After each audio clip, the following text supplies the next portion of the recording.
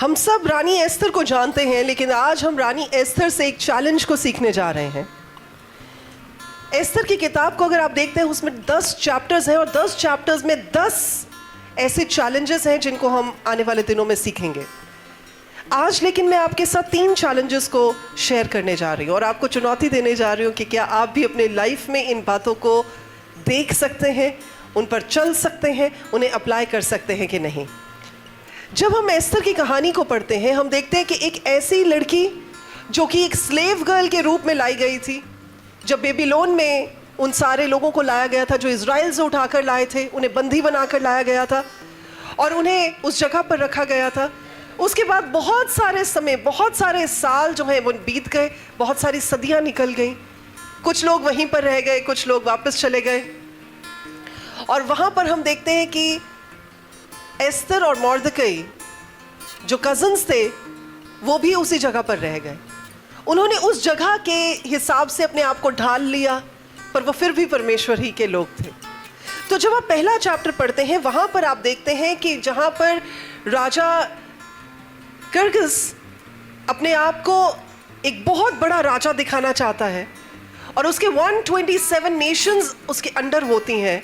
India से लेके Ethiopia तक उसका राज्य होता है और वो 180 यानी 180 दिनों के लिए एक बड़ी सेलिब्रेशन अपने राज्य में करता है। अपने सारे के सारे जितने भी उसके साथ लोग एसोसिएटेड होते हैं उनको वो फीस्ट में बुलाता है और आखिर के 7 दिनों में वो और भी बड़े लेवल पर फीस्ट करता है।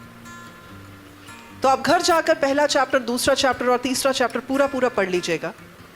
लेकिन जिन चीज़ों के बारे में आज मैं आपके साथ शेयर करने जा रही हूँ वो ये है, जब आप पहले चैप्टर में देखते हैं वो इतना ज़्यादा खुश होता है, वो इतना शराब पीकर मतवाला हो चुका होता है अपनी खुशी में ही कि वो फाइनली अपनी रानी को, जो वष्टी रानी है, उसको बुलावा भेजता है।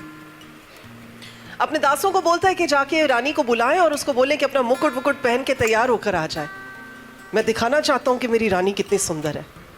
वष्टी रानी जो है वो मना कर देती है। वो कहती है, आई एम सॉरी, मुझे राजा का ये प्रस्ताव बिल्कुल पसंद नहीं है, ये प्रपोजल मैं एक्सेप्ट नहीं कर रही और मैं बिल्कुल नहीं उसके राजमहल में आकर लोगों को दिखाने के लिए खड़ी होने वाली।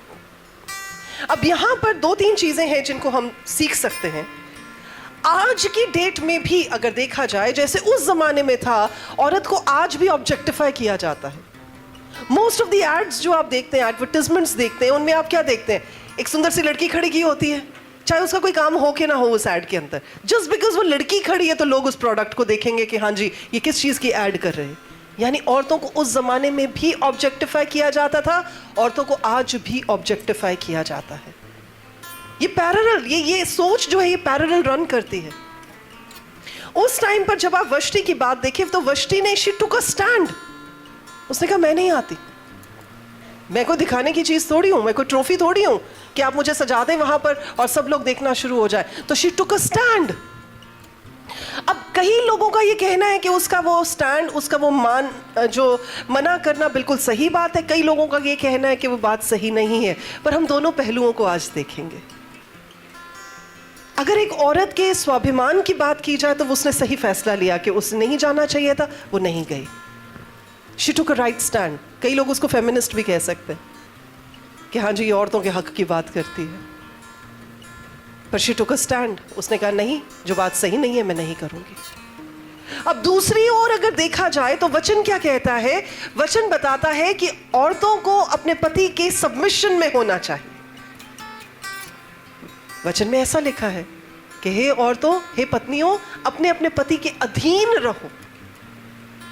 पर इस बारे में अगर हम देखें कि क्या औरतों को हर बात में अधीन रहना चाहिए? हर बात में अधीन तो रहना चाहिए, लेकिन अगर उस बंदे की बात, जो आपका हस्बैंड है, उसकी बात परमेश्वर के वचन से मेल नहीं खाती तो obviously you should take a stand. आपको वहां पर स्टैंड लेने की जरूरत है। पर अगर आपका पति परमेश्वर के साथ साथ चलता है, उनके वचन में चलता है, तो आपको उनकी सबमिशन में रहना जरूरी है। अब वष्टी से हम ये सीख सकते हैं कि कहां पर स्टैंड लेना चाहिए, कहां पर स्टैंड नहीं लेना चाहिए। पर अगर अब आपने स्टैंड ले लिया है, यानी आपने फैसला कर लिया है, तो आपको अपने कॉन्सिक्वेंसेस भी झेलने पड़ेंगे। पहले चैप्टर में हम देखते हैं वो मना कर देती है, स्टैंड तो ले लिया उसने, अब स्टैंड लेने का नुकसान भी हो गया।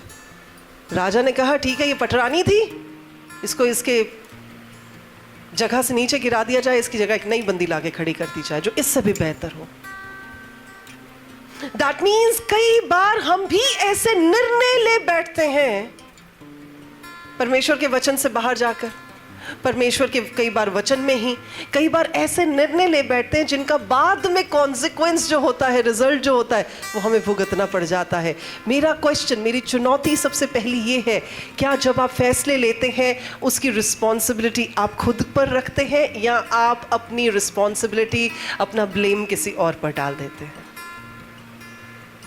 जब अदन की वाटिका में परमेश्वर ने इस बात को पूछा आदम से, आदम तूने क्या वो काम कर दिया है जिसके लिए मना किया था? वो कहता सॉरी एक मिनट, मैंने नहीं किया, उसने करवाया जो आपने औरत मुझे दी थी। औरत कहती नहीं मैंने नहीं किया, आपके सामने ना ये जो सर पहना इसने ये मुझे कहा था इसलिए मैंने किया था। तो बेसिकली क्या हो रहा है, वो ब्लेम गेम हो रही है, एक बंदा दूसरे पर, दूसरा बंदा तीसरे पर डाल रहा है। चुनौती ये है, मैं आज बात कर रही हूँ चुनौतियों की, मैं आज बात कर रही हूँ चैलेंजेस की। सबसे पहली बात, सबसे पहली चुनौती, क्या आप अपने फैसले खुद लेते हैं? आपको मुझे नहीं बताना, आपको अपने आप से पूछना है। क्या आपके फैसले परमेश्वर के वचन के अकॉर्डेंस में होते हैं? क्या जो लिखा हुआ वचन है उसके मुताबिक होते हैं? हाँ या ना आपको मुझे नहीं बताना, आपको खुद को बताना है। और जब आप फैसला ले लेते हैं, क्या आप उस फैसले का जो रिजल्ट आया है या आएगा उसको रिसीव करने के लिए खुद रिस्पॉन्सिबिलिटी लेते हैं या आप किसी और पर डाल देते हैं? नहीं मैंने तो कहा था नहीं करना ये, पर कर दिया अगले ने। यह आपके लिए चुनौती है। अगर वष्टी ने ये फैसला लिया, she was ready to face the consequence, वो नतीजे को भोगने के लिए भी तैयार थी। उसने जाकर राजा के सामने गिड़गिड़ाकर माफिया नहीं मांगी। तो इस पहले चैप्टर में हम सीख सकते हैं कि यहां पर राजा जो था वो प्राइड के साथ, घमंड के साथ भरा हुआ था। अक्सर जब परमेश्वर आशीषें दे देते तो इंसान के दिमाग जो है वो घमंड से भर जाते हैं। यहां पर वो राजा क्या दिखा रहा था? वो एक्चुअली अपनी वाइफ को नहीं दिखा रहा था। इससे पहले 180 दिन वो अपनी वेल्थ को प्रदर्शित कर रहा था, देखो मैं कितना बड़ा राजा हूं।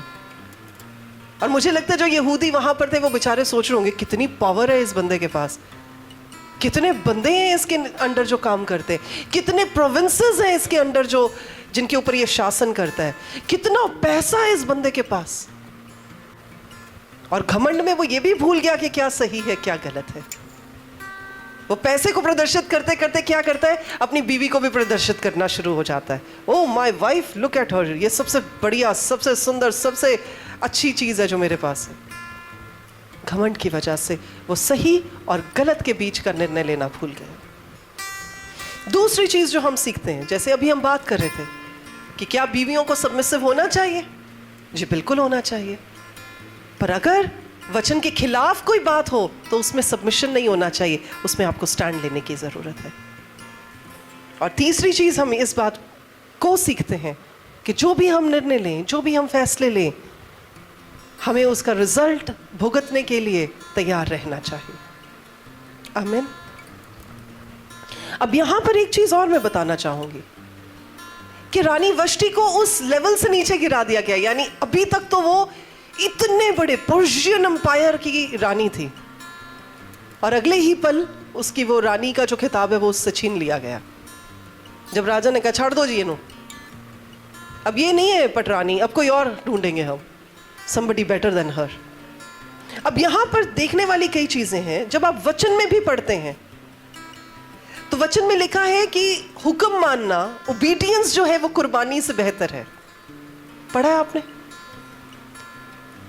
कहना मानना सैक्रिफाइस से, बलियां चढ़ाने से बढ़कर है, बेहतर है। अगर वो कहना मान लेती अपने पति का तो वो रानी ही रहती। अब क्योंकि उसने कहना नहीं माना तो वो रानी के पद से नीचे गिरा दी गई। यही हुआ शाऊल के साथ भी। शाऊल जब तक तो परमेश्वर के कहने में था तब तक इजराइल का राजा था, लेकिन जब उसने परमेश्वर के कहने के खिलाफ काम किया तो क्या हुआ? परमेश्वर ने वचन में कह दिया, जी मैं उसको अयोग्य जानता हूं, I don't find him capable to be a king of Israel.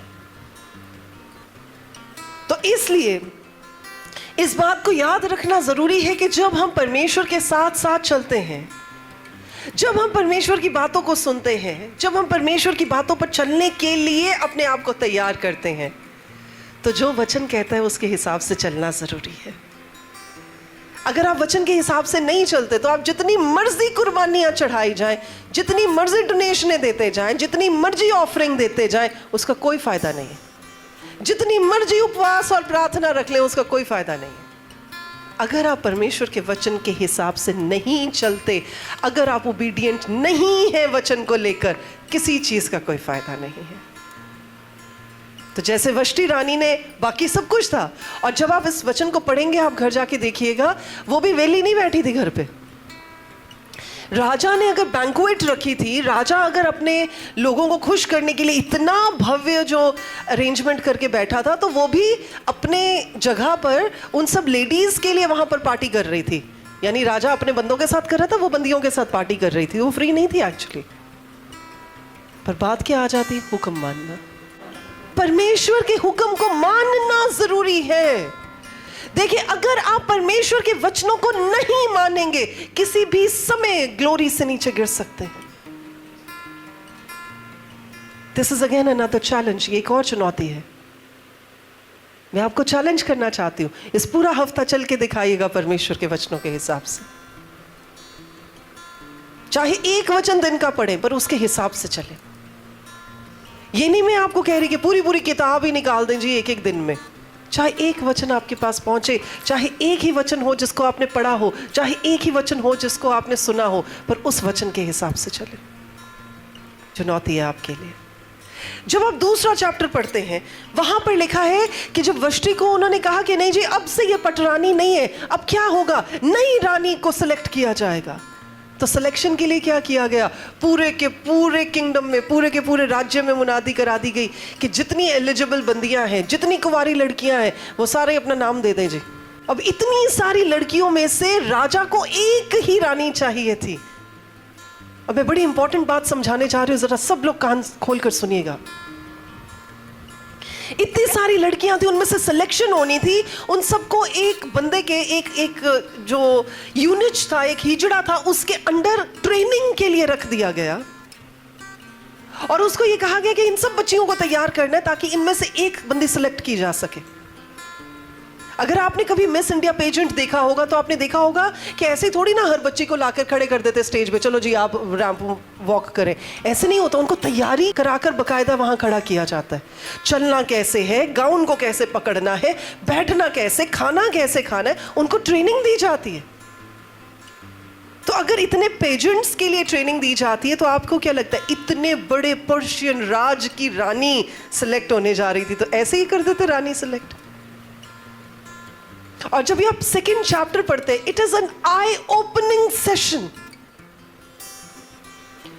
मैं ये जान पा रही थी कि कोई भी बंदा, कोई भी बंदी, कोई भी जन जो परमेश्वर की उपस्थिति में जाना चाहता है, उसको किन किन किन पैरामीटर्स के ऊपर खरा उतरना चाहिए। राजा के चैम्बर में ऐसे तो नहीं ना कोई चला जाएगा। चले फर्ज कीजिए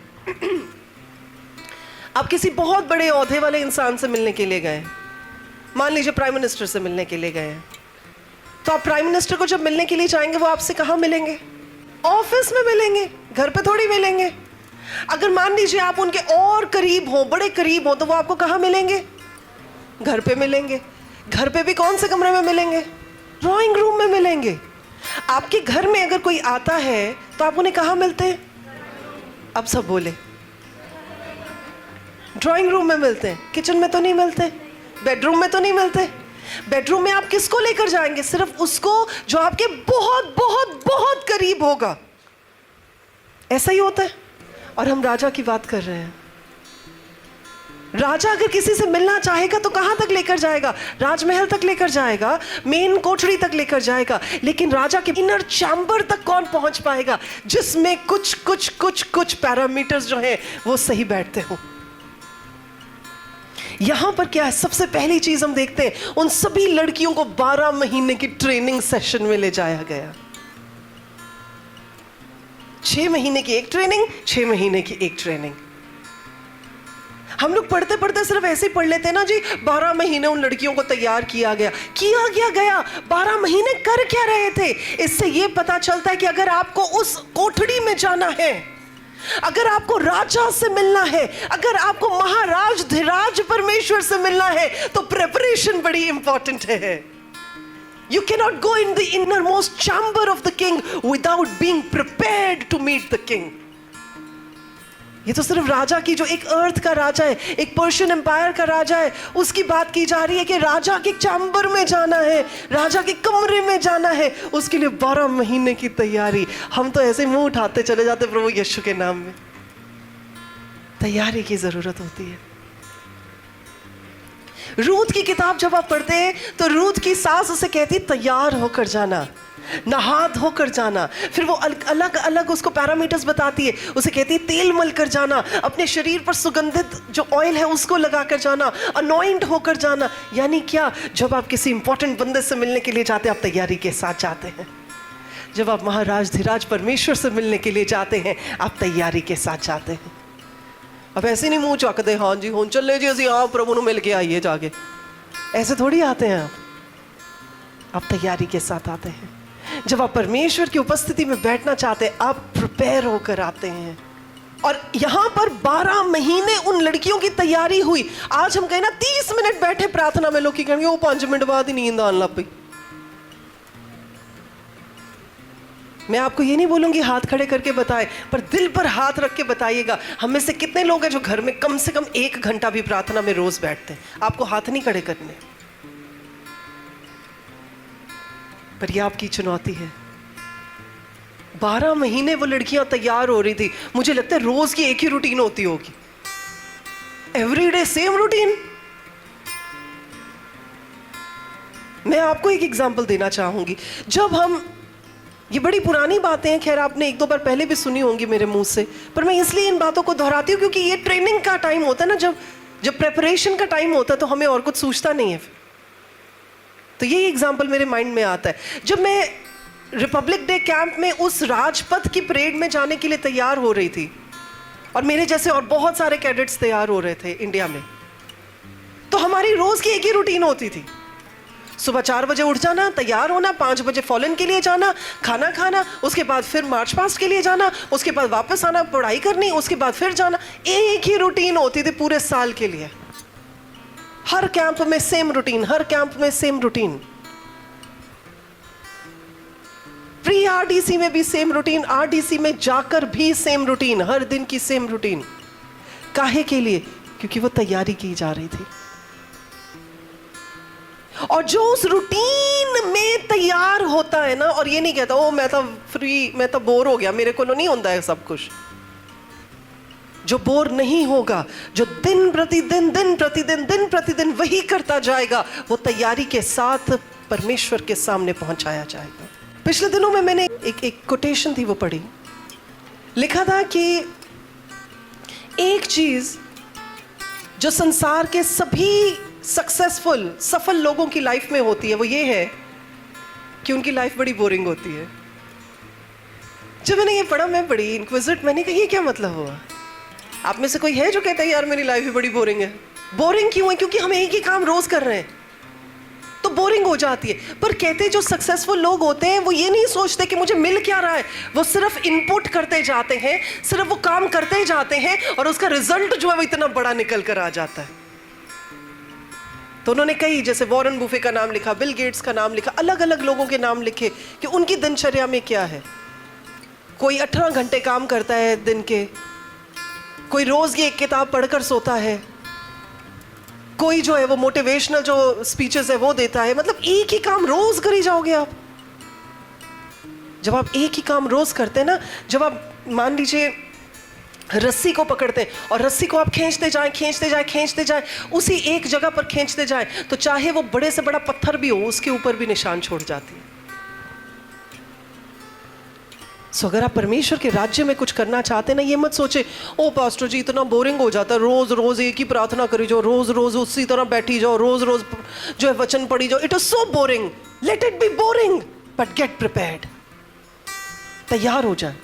ये लड़कियां 12 महीने तैयार हो रही थी, रोज एक ही रूटीन, रोज एक ही काम, 12 मंथ्स। क्या हमें समझ आ रही है? तो पहली चीज है प्रेपरेशन, दूसरी चीज है प्योरिटी। ये जितनी भी लड़कियां वहां पर लाई गई वो सारी प्योर थी, यानी प्योर इसका मतलब उनकी शादी पहले नहीं हुई थी, वो वर्जिन्स थी। वो सबसे बड़ी बात थी कि राजा ने क्या कहा जी, जितनी बच्चियों की शादी नहीं हुई सिर्फ वही बुलाई जाए वहां कॉन्टेस्ट के लिए। आज भी जब आप परमेश्वर की नजदीकी में आना चाहते हैं, आपकी प्योरिटी, आपकी होलीनेस, आपके जीवन में पवित्रता मैटर करती है। तो ये मत कहे हाँ जी हम काम जैसे मर्जी करते रहे, कोई बात नहीं, परमेश्वर से हम प्यार करते हैं। जी नहीं, आपकी लाइफ प्योरिटी की लाइफ होनी चाहिए, आपकी सोच प्योरिटी की सोच होनी चाहिए, आपके काम जो है परमेश्वर की पाकीज़गी को दिखाने वाले होने चाहिए। करें सारे गंदे काम और कहें जी नहीं जी हम तो परमेश्वर की हुजूरी में बैठने जा रहे, कुछ नहीं होना। मैं इसको ज़्यादा इलैबोरेट नहीं करूंगी, पर हमें समझ आ गई, हम सब समझदार लोग हैं। हालेलुया। तीसरी चीज फेवर, अनुग्रह। यहां पर आप देखें इतनी सारी और बंदियां थी, सिर्फ ये एक ऐसी लड़की थी जो वहां पर पहुंचाई गई, जो एक स्लेव गर्ल, ऑर्फन, अनाथ बच्ची कहां पहुंच गई? सीधी की सीधी राज सिंहासन पर पहुंच गई। ऐसे कैसे पहुंच गई? और भी तो इतनी लड़कियां थी वहां पर। अनुग्रह से पहुंची। जब परमेश्वर की अनुग्रह की दृष्टि हम पर होती है तो चाहे लाइन में कितने भी कॉन्टेस्ट के लिए बंदे क्यों ना खड़े हों, परमेश्वर हमें टिक करवा के आगे करवा देते हैं। कई बार आपने सुना होगा ना, कोई कहता है कंपटीशन बढ़ा है जी, फलानी चीज में कंपटीशन बढ़ा है, ढमकानी चीज में कंपटीशन बढ़ा है, उस चीज में कंपटीशन बढ़ा है। देखिए कंपटीशन उनके लिए है जो एक्सक्यूज देना चाहते हैं, जो तैयारी के साथ आगे बढ़ना चाहते हैं, जो परमेश्वर के अनुग्रह को पाकर आगे बढ़ना चाहते हैं, उनके लिए सारे कंपटीशन पीछे रह जाते हैं। तो ये मत कहिएगा कंपटीशन है, कंपटीशन है, कंपटीशन है। आपने कभी देखा एक ही गमले के अंदर इतने सारे फूल उगे हुए होते, क्या वो एक दूसरे को कहते इतना कंपटीशन है, मैं नहीं उगता? आम के पेड़ को आपने देखा होगा, नींबू के पेड़ को आपने देखा होगा, आपने सेब के पेड़ को देखा होगा। क्या कभी कोई सेब, कभी कोई नींबू, कभी कोई आम इसलिए नहीं निकला कि उसने कहा कंपटीशन ही बढ़ा जी, मेरी डाली में तो बंदे इतने सारे। आपने देखा आपने कभी ऐसे? Come on, tell me। और हम बात करते कंपटीशन ही बढ़ा। ओ पास्टर जी नहीं नहीं नहीं हम नहीं इसमें बैठ सकते, कंपटीशन ही बढ़ा। नहीं नहीं पास्टर जी हम नहीं इंटरव्यू देने जा सकते, कंपटीशन ही बढ़ा। जब परमेश्वर का अनुग्रह आप पर होता है, आप सारे कंपटीशन से ऊंचे कर दिए जाते हैं प्रभु यीशु के नाम में। चाहे आप बिजनेस में हैं, चाहे आप स्टूडेंट हैं, चाहे आप अपने काम को चलाते हैं, चाहे आप कोई एम्प्लॉय है, लेकिन अगर परमेश्वर के अनुग्रह की दृष्टि आपके ऊपर है, आपको किसी कंपटीशन से डरने की जरूरत नहीं है। परमेश्वर ने हर एक के लिए कुछ ना कुछ रखा है। हर एक पौधा जो है वो अपनी अपनी डालियों के ऊपर फल देखता है, फूल देखता है, उनमें कोई कंपटीशन नहीं होता क्योंकि उनकी जगह अलग रखी गई है। वैसे ही परमेश्वर के हर जन की, जिसके लिए परमेश्वर का अनुग्रह पर्याप्त है, जिसके लिए परमेश्वर का ग्रेस पर्याप्त है, उसकी जगह परमेश्वर ने पहले ही बनाई हुई है। सो अपने आप को कंपटीशन बढ़ा करके पीछे मत कीजिए। क्या मैं किसी से बात कर रही हूं? तो यहां पर इस लड़की के ऊपर परमेश्वर का अनुग्रह आकर ठहर गया, और इसके ऊपर जो अनुग्रह था वो हर एक चीज में दिखाई दे रहा था। जो हगे नाम का जो बंदा उनके ऊपर सुपरवाइज करने के लिए रखा गया था, वो भी उसको अनुग्रह की दृष्टि से देख रहा है। जबकि सबको बोला गया कि आप जब जाते हो राजा के कक्ष में, राजा के चैम्बर में, आप कुछ भी एक चीज लेकर जा सकते हो। इसको कुछ नहीं भी ले जाने के लिए कहा गया, पर फिर भी ये बंदी क्या थी? ये बंदी वहां पर भी एक्सेल कर गई। क्यों? क्योंकि परमेश्वर का अनुग्रह इसके ऊपर था। बोले अनुग्रह, बोले अनुग्रह। अगर आप लाइफ में बढ़ना चाहते हैं, अगर आप अपनी लाइफ में एक मुकाम पर जाना चाहते हैं, आपकी क्वालिफिकेशन, आपकी मेहनत, आपकी प्रिपरेशन, आपकी हार्ड वर्क सब कुछ मायने रखती है, पर अगर आपके पास परमेश्वर का अनुग्रह नहीं है तो आप कभी भी हाईएस्ट लेवल पर नहीं पहुंच सकते। Thank you. तो जब भी आप परमेश्वर से मांगे, सिर्फ ये ना मांगे प्रभु जी मुझे ना ये काम करवा दे, परमेश्वर मुझे ना ये काम करने की हिम्मत दें, परमेश्वर मेरे लिए ये रास्तों को खोले, सिर्फ ये ना मांगा करें, ये मांगा करें परमेश्वर आपका अनुग्रह मुझ पर आ ठहरे है। Whether you are in your office, आपके सारे कुलीग से ज्यादा आपको फेवर मिलेगा। क्यों? क्योंकि परमेश्वर का फेवर आपके ऊपर है। चाहे आपका कोर्ट कचहरियों का कोई केस भी चल रहा होगा, परमेश्वर का अनुग्रह अगर आपके ऊपर होगा, आप हारते हारते भी जीत जाएंगे प्रभु यीशु के नाम में। क्यों? अनुग्रह। बोलेंगे अनुग्रह, बोले फेवर। और जब परमेश्वर का फेवर हम पर आता है, साथ ही साथ प्रभु ऐसा अनुग्रह भी करते कि मनुष्य का फेवर भी हम पर आता है। अब यहां पर इसके ऊपर परमेश्वर का भी फेवर था। एक अनाथ बच्ची राजमहल तक पहुंच गई और मनुष्यों का भी फेवर परमेश्वर ने उसको दिया। तो जब आप इस सेकंड चैप्टर को पढ़ेंगे, आप देखेंगे कि हगे ने क्या किया, इसको 7 सर्वेंट्स दे दी, मेड सर्वेंट्स दे दी कि चल भाई 7 दासियां तेरे साथ जो है वो तेरी सेवा करने के लिए हैं। उसको एक अलग से सबसे बेस्ट कमरा दे दिया रहने के लिए। ये कब होता है? जब परमेश्वर का फेवर हम पर उतर आता है। आज मैं आपको चुनौती देना चाहती हूं कि क्या आप परमेश्वर के फेवर में बढ़ रहे हैं? क्या आप परमेश्वर के अनुग्रह को अपनी लाइफ में देख पा रहे हैं? अगर नहीं देख पा रहे तो मांगना शुरू करें प्रभु यीशु के नाम में। आमीन।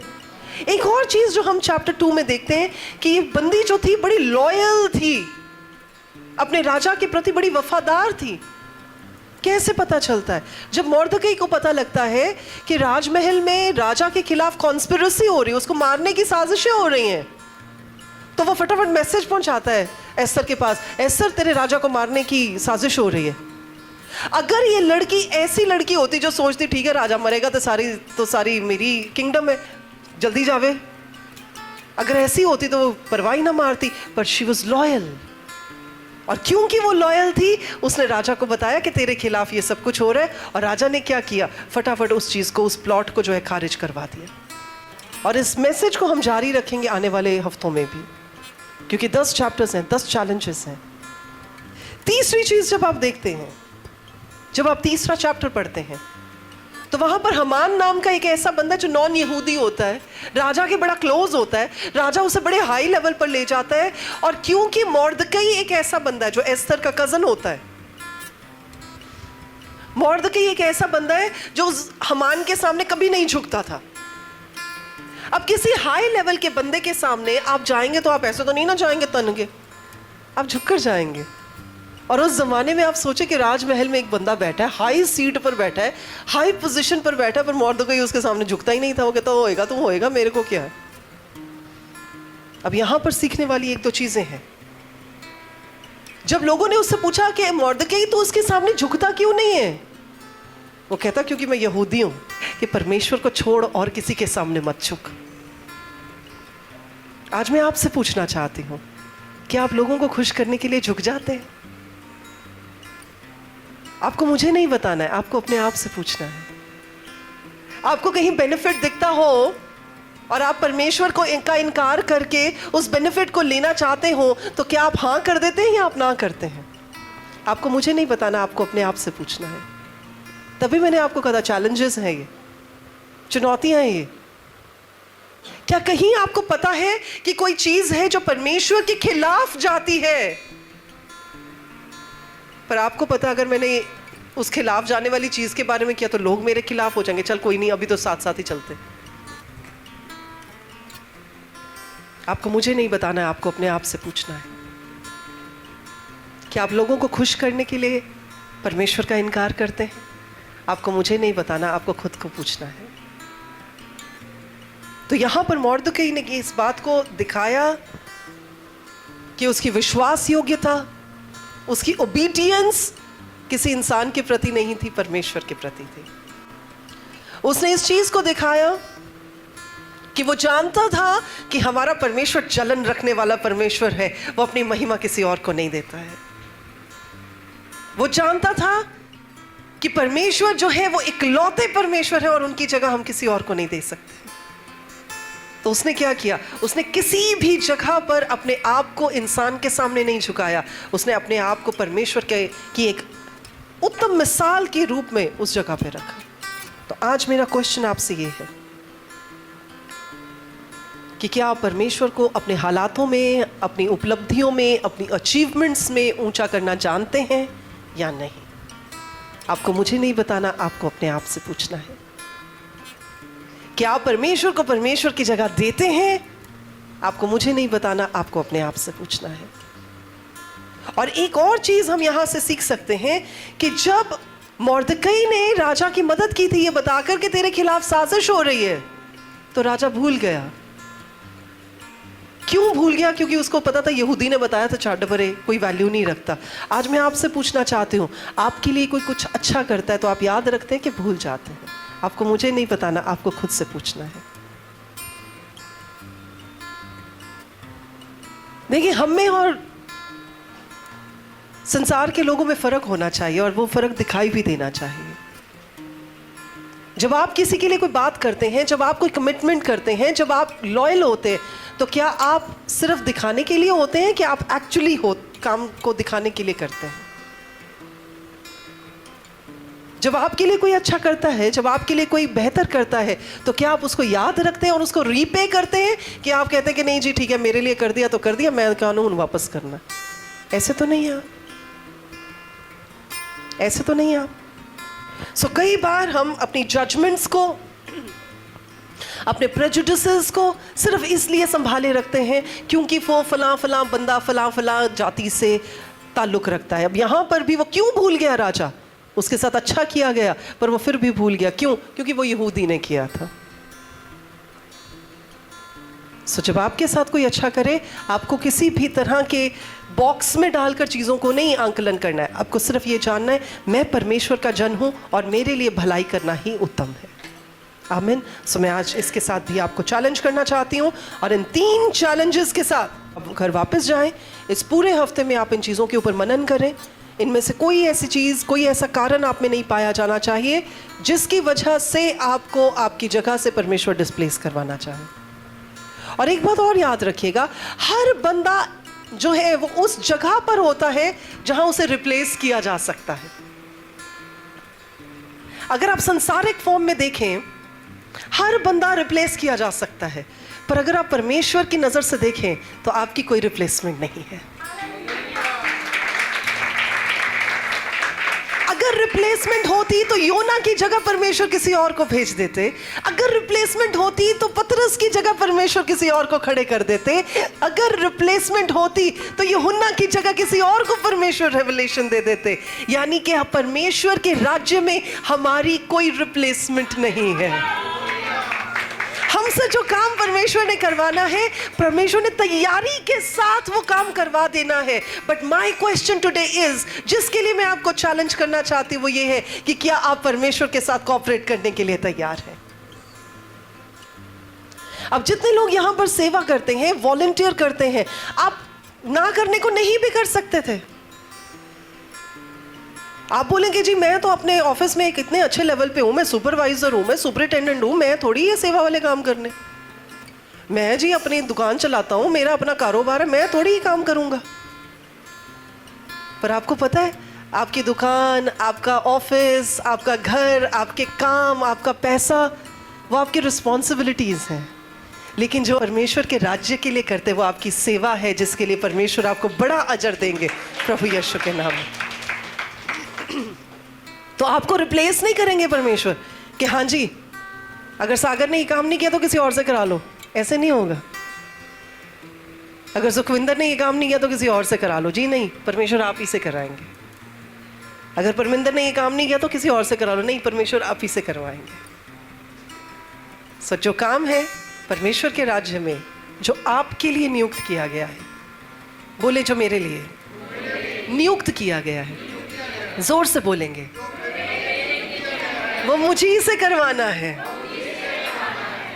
समझ रहे इस बात को? तो आपका काम किसी और से नहीं करा देना प्रभु ने। इसलिए याद रखिए, अगर परमेश्वर ने आपको कोई काम सौंपा है, उसे पूरी ईमानदारी के साथ, पूरी वफादारी के साथ करें। ये जानते हुए करें कि आप किसी इंसान के लिए नहीं कर रहे, आप परमेश्वर के लिए कर रहे हैं। आपको ये लग सकता है कि जी मैं कुर्सियां उठाने में क्या सेवादारी दिखा रहा हूँ, आपको ये लग सकता है मैं झाड़ू और पोछा लगाने में क्या सेवादारी दिखा सकता हूँ, आपको ये लग सकता है मैं चप्पलें उठा उठा के रखने में क्या सेवादारी दिखा रहा हूँ, पर आपको नहीं पता है कि शायद आप प्रिपेयर हो रहे हैं किसी बड़े काम के लिए जो परमेश्वर ने इसके बाद आपसे करवाना है।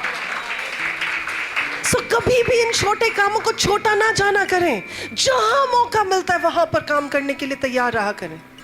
मैं एक जगह पे एग्जांपल दे रही थी, मैंने कहा जी जब आपको कहा जाता है प्रार्थना करने के लिए, मैं कनाडा में थी पिछले दिनों में, आपको पता है, और वहां पर कलीसिया में बोला जिस किसी को रूह की ओर से अगुवाई होती है वो प्रार्थना करे, कोई प्रार्थना ही ना करे वहां पर। फिर बेचारे पादरी ने कहा जिस किसी को आत्मा में अगुवाई होती वो प्रार्थना करे, और बड़ी मुश्किल से एक बीच में बहन ने जाके इतने टाइम के बाद प्रार्थना की, और मैं देखी जा रही थी। मैंने कहा हमारी कलीसिया में बोला होता सबने शुरू हो जाना था। फिर मैंने उन्हें ये बात समझाई जो मैं अब आपके साथ शेयर करने जा रही हूँ। शादियों में गए कभी? तो आप सब शादियों में गए, आपने कभी दूल्हे की बारात के आगे लोगों को नाचते हुए देखा है? किस किस ने देखा है? कैसे नाच? हाँ, उन सारे ने चकिया हाथ, पहला गया नहीं चकिया। ओके, तो सबने आपने देखा दूल्हे की बारात आ रही होगी, दूल्हा बेचारा घोड़ी पे बैठा हो गया, आगे लोग नच नच के कमले हुए होंगे हैं जिदा ब्याह होना था। ये होता कि नहीं होता? कम ऑन, मैं आपको कुछ सिखाने जा रही हूँ। हंसी की बात अलग है, पर मैं कुछ सिखाने जा रही हूँ। देखा नाचते हुए लोगों को? अच्छा, फिर एक बंदा आता बड़ा दिलदार सा, यूजुअली वो दूल्हे के घर का कोई बंदा होता है, या उसका ताया होगा, या उसका चाचा होगा, या उसके पापा होंगे। आपको कुछ सिखाने जा रही हूँ, please you have to be with me, मेरे साथ बने रहें। होता ना ऐसे, वो नोटों की गट्ठी ले लेके क्या करता है आगे जो उड़ाता है, और जैसे ही नोट उड़ने शुरू होते हैं वहां पर कुछ बच्चे होते हैं या कुछ रिश्तेदार भी होते हैं जो फटाफट नोट पकड़ने के लिए जाते हैं। तो वो क्या करते हैं, वो नोट पकड़ने के लिए क्या होता है, फटाफट, उनको कोई कहता थोड़ी ऐसी नोट सुटने लगे फाड़ लो फाड़ लो फाड़ लो, नहीं, वो देखते हैं हाथ की पोजीशन देखते हैं, वो नोटों की गट्ठी देखते हैं, वो पॉकेट में से निकलता वो हाथ देखते हैं कि गट्ठी के साथ भरा हुआ है, और जैसे ही गट्ठी निकलती वो तैयार हो जाते हैं। काहे के लिए? जैसे ही नोट गिरेगा हम नोट पकड़ लेंगे। ऐसा ही होता है कि नहीं होता? उस समय तो कोई नहीं सिखाता कि जी नोट गिरेगा तो नोट उठाना है। उस समय तो कोई नहीं सिखाता कि जब नोट गिरने से पहले ही उसको पकड़ लेना। कोई नहीं सिखाता कि धक्का मार के नोट पकड़ लेना। कोई नहीं सिखाता हाथ नीचे आ भी रहा है अगर आपके लोगों के पैरों के नीचे, फिर भी नोट उठा लेना। कोई नहीं सिखाता है, पर कोई छोड़ता नहीं है उस नोट को। लेकिन जब परमेश्वर के राज्य में बरकतों को पाने की बात आती, बरकतें तो हम पाना चाहते हैं, पर हम उस सेवा को नहीं करना चाहते जिसके साथ बरकतें आती हैं। तो जब सेवा बांटी जाती है ना, ऐसे ही बिहेव किया करें जैसे दूल्हे के सामने जाती हुई बारात बिहेव करती है। ऐसे ही बिहेव किया करें जो नोट गिरते हुए लोग उठा रहे होते हैं कि जी जैसे ही सेवा मिली मैंने पकड़ लेनी क्योंकि इसमें मेरी बरकत छुपी हुई। क्या मैं किसी से बात कर रही हूं? तो वेट ना करा करें। जब ये कहा जाता है ना जिस किसी को आत्मा में अगुवाई होती फटाफट जी दुआ करें, वेट ना करा करें अच्छा वो करेगा, नहीं नहीं नहीं, चल एकदम पकड़ा करें। ये वो नोट है आपके, ये वो बरकतें हैं आपकी। क्या आपको समझ आ रहा है? और फिर आप नोट का क्या करते हैं? नोट को ऐसे तो नहीं दिखाते हो मैं एक नोट चक ले, मैं 2 नोट चक ले, मैं 4 नोट, आप फटाफट चक के अपनी पॉकेट में डाल लेते, किसी को दिखाई ना दे। सेवा भी ऐसी होती है। ये आपके वो नोट हैं जो आपकी पॉकेट में है, जो उस समय आपके काम आएंगे जब आपको दुनिया देख नहीं रही होगी। ये उस समय आपके काम आएंगे जिस समय परमेश्वर बरकतों को उड़ेल रहे होंगे। ये उस समय आपके काम आएंगे। मैं आपको एक छोटा सा एग्जाम्पल देके इस बात को ख़त्म करना चाहूँगी। एक बार एक कलीसिया में एक बंदा आता, बड़ा टाई शाई पहन के, बड़ा तैयार होके, सैटरडे वाले दिन, संडे को तो चर्च लगना होता है, सैटरडे को वो शाम को आता है बड़ा तैयार होके कि हाँ मैं पास्टर जी से मिलने जा रहा हूँ। तो पास्टर जी को मिलने जाता है, पास्टर जी तो मिलते नहीं पूरे चर्च में। एक बंदी होती बेचारी, वो गाउन को यूं करके थोड़ा जा उत्ते चाक के वो पूरी साफ सफाई कर रही होती है, पानी गिरा के, झाड़ू मार के, वाइपर कर रही होती है। वो बंदा उसको देख रहा होता है, वो वेट कर रहा होता है, पास्टर जी अब आएंगे, पास्टर जी अब आएंगे, पास्टर जी अब आएंगे। वो कहती है जी कि आप साइड वाले उस पे बैठ जाएं, बेंच पे बैठ जाएं, जब पास्टर जी आएंगे तो आप मिल लीजिएगा उनसे। वो वेट करता रहता है और वो बंदी क्या पूरी साफ सफाई करके फिर उसके ऊपर अच्छे से जो है पोछा लगा के और अपना गाउन सीधा करती है। और वो बंदा उससे बड़ी बुरी तरह बात करता है, कहता तूने तब से तो बोला हुआ है पास्टर जी आएंगे, अभी तक तो आए नहीं। तो कहता तू क्या स्वीपर सी है, बता तो दे कम से कम कि कब आना पास्टर ने, ताकि मैं वेट करूं, नहीं तो मैं चला जाऊं वापस। वो कुछ नहीं कहती, कहती आप वेट कर ले, नहीं तो आप फोन कर ले पास्टर को। वो बड़ा अपने आप को वो समझता जी मैं तो बड़ा हुज हूँ, मेरे साथ तो मैं तो सी हूँ, मैं तो फलाना हूँ टमकाना हूँ। बड़ी बदतमीजी से बात करके उस औरत को और मुंह फेर लेता है। बंदी अपना काम सब करती है, सब समेटती है, चीज़ों को जगह पर चीज़ों को रखती है और उसके बाद बाहर चली जाती है। और वो उसको देख रहा होता है, वो कहता बताओ कैसी बंदी है ये, सेनेटर होएगी। और जब वो बाहर जाती है तो अपनी गाड़ी की चाबियां निकालती है और जैसे वो अनलॉक करती है तो वो देखता है वो मर्सिडीज बेंज की गाड़ी में आई होती है। वो अपनी सीट से खड़ा हो जाता है और जो इन द मीन टाइम जो पास्टर आते हैं उनसे पूछता है, उनको कहता है ये कौन है। कहता है कि पास्टर बताता है ये यहाँ की सबसे बड़ी बिजनेस वूमन है, सबसे अमीर औरत है इस शहर की। तो कहता है ये तो सफाई कर रही थी। कहता है ये बरकत इसको परमेश्वर ने दी है। तो कई बार हम अपनी अकड़ में इतने रह जाते हैं ना कि हमें लगता है दूसरा बंदा क्या कर रहा है, क्या कर लेगा। आपको नहीं पता होता कि कोई झाड़ू पोछे लगा के अपनी बरकतें समेट रहा है। सो इसलिए किसी को भी छोटा बड़ा ना जाने। सेवा कोई छोटी या बड़ी नहीं होती है, सेवा सेवा होती है। सो परमेश्वर आप सबों को बरकत दे।